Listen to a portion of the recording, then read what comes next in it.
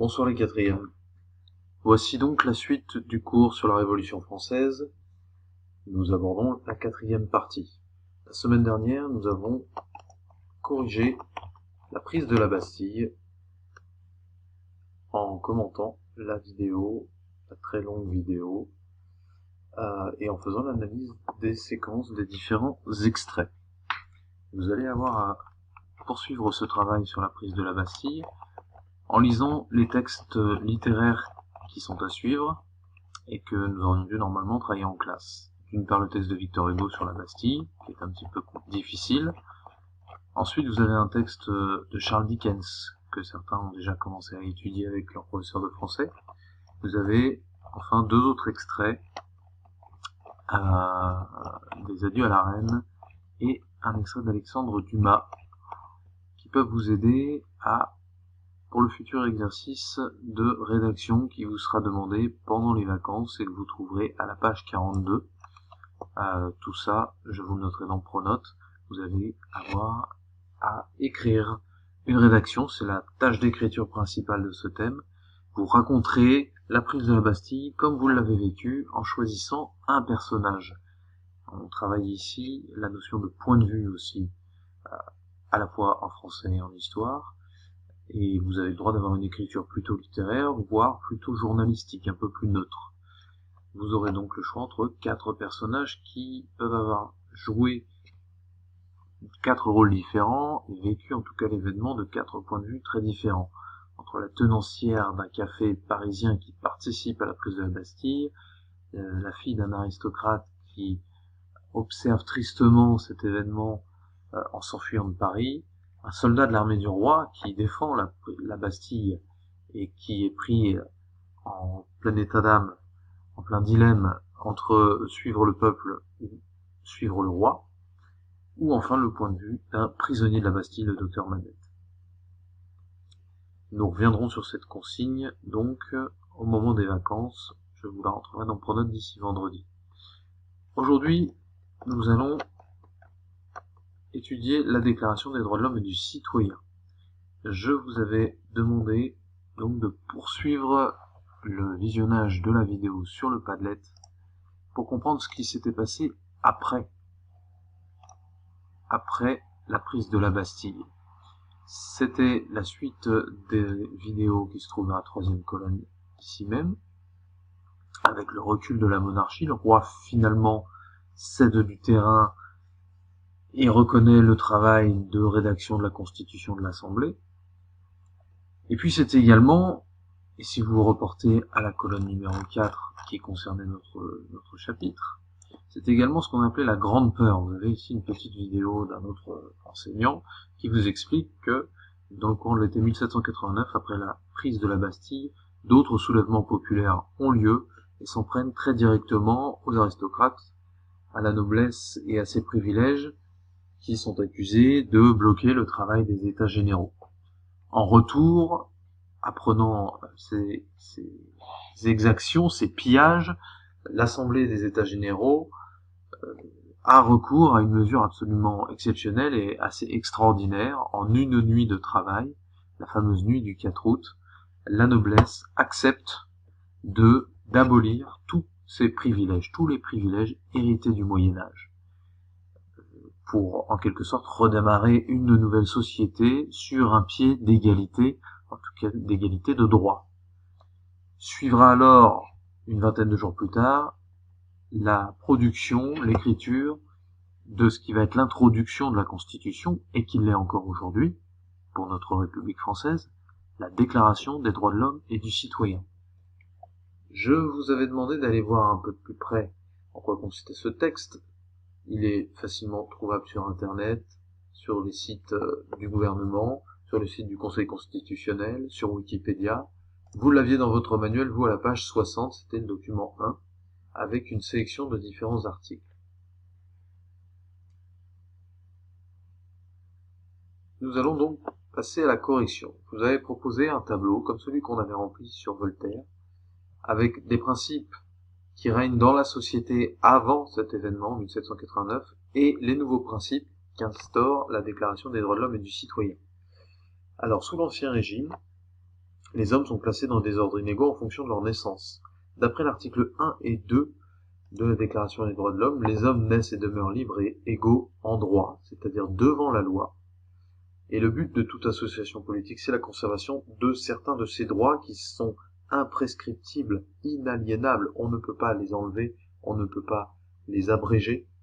Et ces droits, c'est le droit à la liberté, elle va être définie plus précisément plus bas, le droit à la propriété, le droit à la sécurité, mais aussi un droit de résister à toute forme d'oppression. Ici, on a une assemblée de députés qui se tient prête à résister au roi si celui-ci venait à nouveau à s'opposer à elle, et il en donne le droit à tous les hommes, à tous ceux qu'on va dorénavant appeler les citoyens dans le royaume de France. Donc voilà, ce serait ici notre première case à cocher, première case corrigée.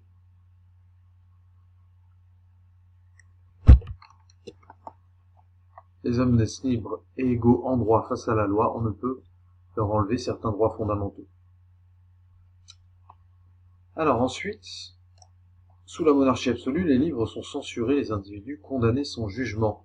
L'article 4 et 11, ils sont tout aussi fondamentaux, puisque ils affirment la liberté d'opinion, c'est l'article 11, on a le droit d'avoir les pensées, les opinions que l'on veut, et on a également le droit de les exprimer, de les diffuser, parler, écrire, imprimer librement, sauf à répondre de l'abus de cette liberté. Et oui, dès le début, ça c'est un vrai travail de juriste, et c'est l'article 4 qui nous le dit, la liberté a des limites.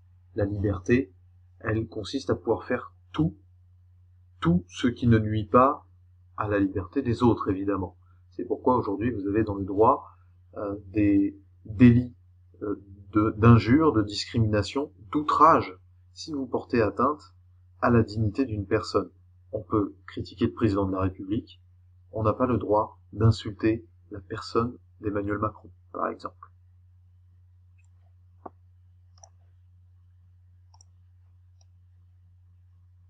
Donc, correction, les hommes ont la liberté de penser, d'expression dans la limite du respect de la liberté des autres fixée par la loi. Troisièmement, l'égalité des droits. Jusqu'ici, des privilèges étaient accordés à la noblesse et au clergé. Le plus important de ces privilèges était sans doute de ne pas payer d'impôts.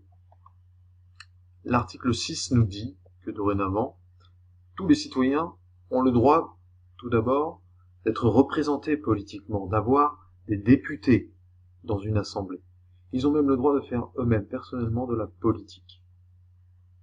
L'article 13, il est important, nous dit que tous les hommes devront désormais payer un impôt pour entretenir ce qu'on appelle aujourd'hui les services publics, la force publique, l'administration, et cette contribution, cet impôt devrait être réparti en fonction des facultés financières de chacun. Cette mesure, cette création d'un impôt progressif, d'un impôt équitable pour tous, par contre, elle ne datera pas de 1789, il faut attendre bien plus tard au XXe siècle pour qu'elle se réalise. Mais le principe est déjà là, dans ce texte fondamental. Tout homme citoyen peut faire de la politique, se faire représenter. Tout homme doit payer des impôts.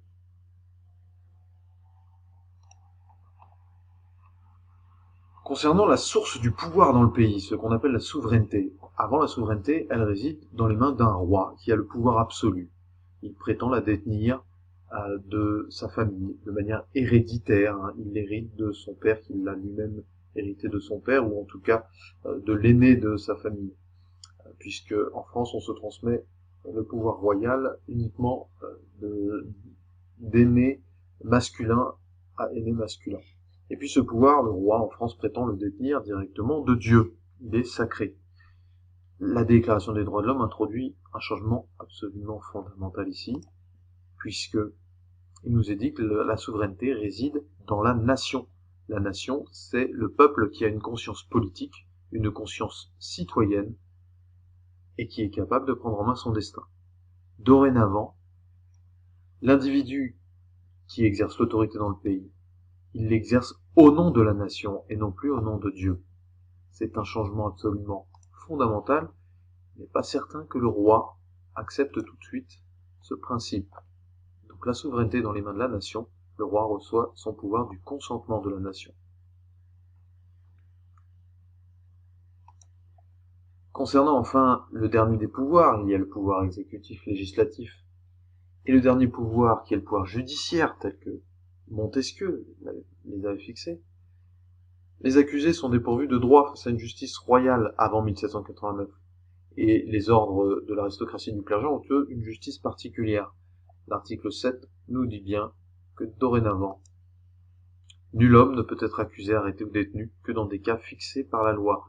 Il y a une justice, la même pour tous, et elle est définie strictement par la loi. Aucun homme ne peut décider du sort d'un autre homme, sinon c'est arbitraire. On comprend finalement, ici, ce texte est hérité directement des philosophes des Lumières. Je viens de citer Montesquieu, la souveraineté du pouvoir dans les mains de la nation, on l'avait vu dans le texte de Rousseau également, dans notre thème 2. On comprend également que ce qui va désormais présider au destin du peuple français, d'après ce texte, ce n'est plus un roi, c'est la loi. Cette loi qui figure dans les documents que vous connaissez bien, qui représente la Déclaration des droits de l'homme, c'est ce petit triangle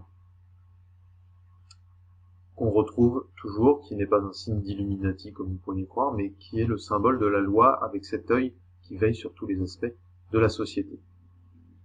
Alors comment le roi va-t-il recevoir ce texte? Ici nous avons juste en fait une introduction à la Constitution, et la Constitution elle va encore mettre très longtemps à être rédigée, il faut beaucoup débattre, beaucoup discuter, et elle ne sera présentée au roi qu'en juin 1791.